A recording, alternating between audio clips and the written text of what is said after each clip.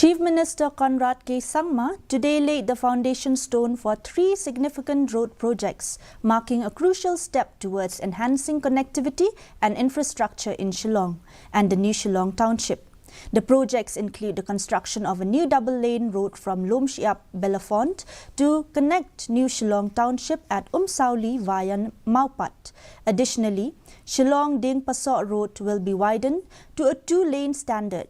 Further, a road from Briba Maupat to IAS Colony at Sauli will undergo metalling and blacktopping.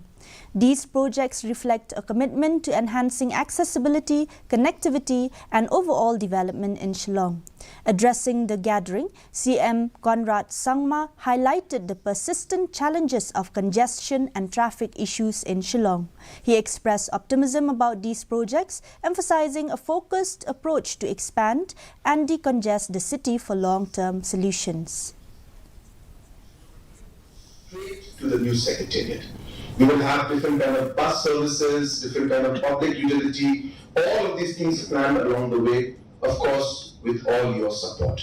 Because if community is not involved in this, we will not be able to do it successfully. The Ministry of